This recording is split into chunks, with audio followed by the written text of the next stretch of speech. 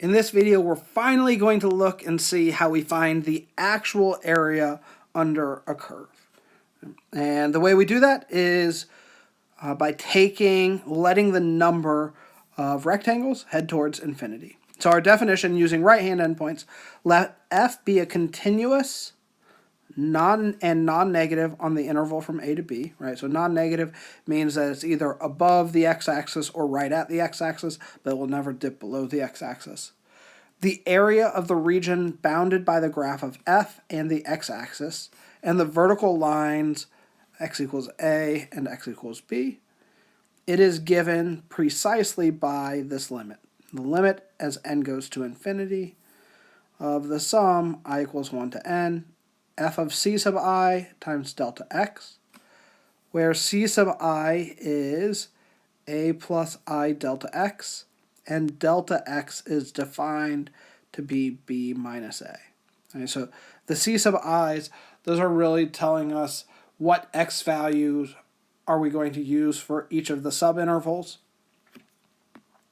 right, because we are taking that interval from a to b. We're going to split it up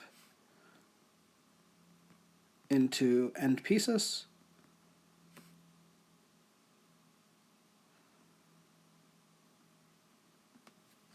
Split it into n parts, n subintervals.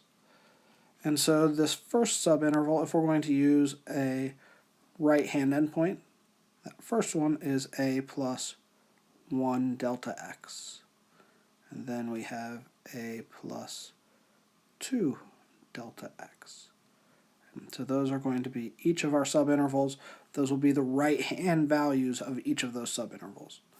And the value c, it's going to be that right-hand endpoint.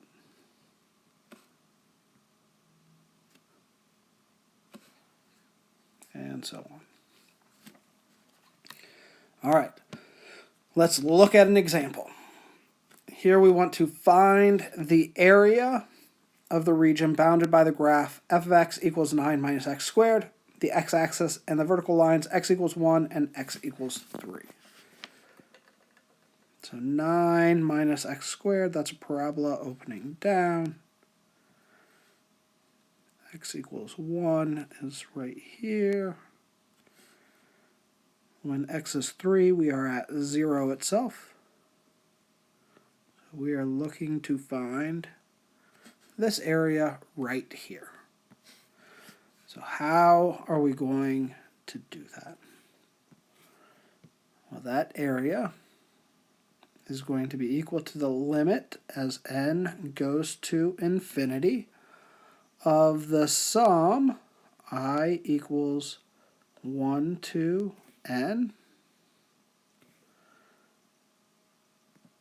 f of c sub I times delta x. So we have a limit as n goes to infinity, sum I equals 1 to n, f of, all right, so delta x. What is delta x in this problem? Delta x is b minus a over n. In our problem, the value of b is 3, the value of a is 1, and so we have 2 over n. So that is our value for delta x. Remember, c sub I, if we're using right-hand endpoints, is a plus I delta x. So it's going to be the value a, 1 plus I times 2 over n. Perfect. So that's what we have there.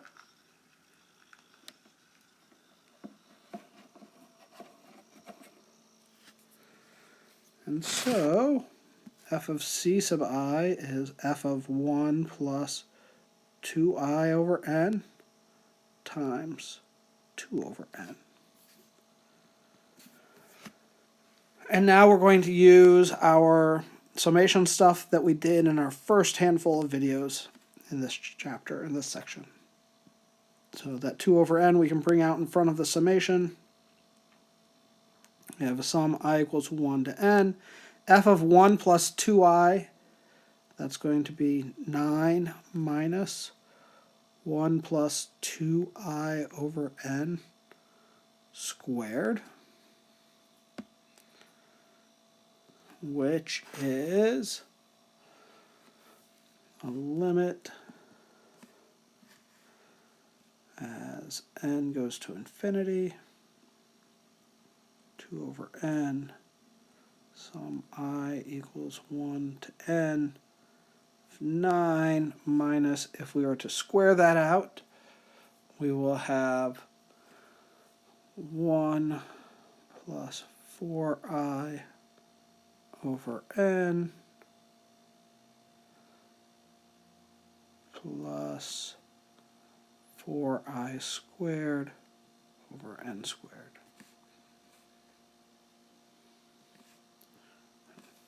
So then we have all of that fun business. So now what? What are we going to do with that? So with that, we now are going to use our summation rules. So limit as n goes to infinity, 2 over n. So what happens when we sum up a constant? We add a constant to itself n times. That is 9 times n minus the 1 times n plus 4 over n. Oh no, I need to distribute my negative. So it should be minus 4 over n times our I summation rule is the upper limit times 1 more than the upper limit over 2 minus 4 over n squared times the upper limit, 1 more, and then 2n plus 1 over 6.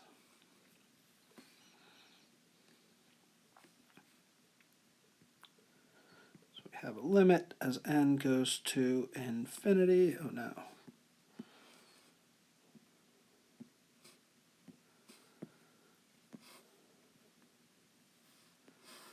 So we have a limit as n goes to infinity of 2 over n times 8n minus 2 times n plus 1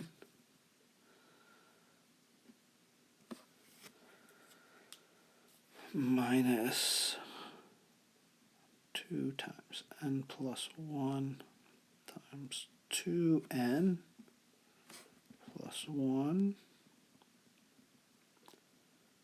over 3n. So we have all that fun business.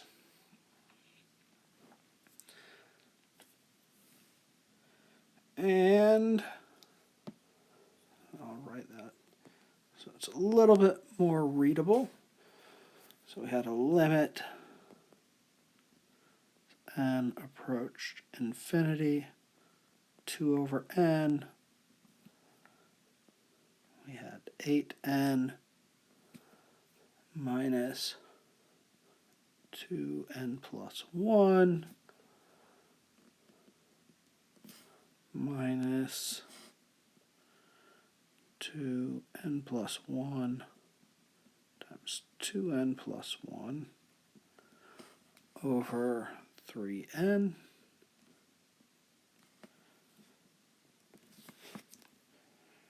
Right. So if we were to multiply some of this out, we would have 8 minus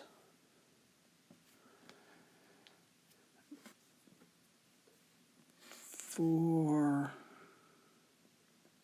plus 1 over n minus 4n plus 1 times 2n plus 1 over 3n squared. So this first value, oh, that shouldn't be 8, that should be 16. Oh, man. Should be 16 because it needs to be multiplied by the 2. So we should have a 16. And so we have 16 plus, as n goes to infinity, this term is going to head towards just 4 itself.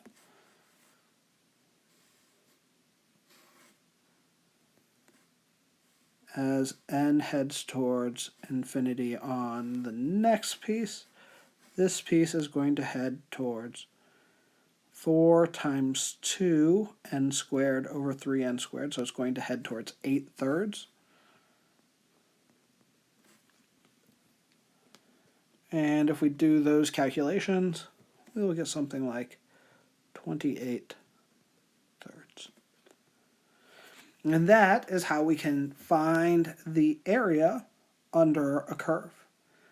In our next section, we are going to see how does all of this stuff relate to antiderivatives. We will see you there.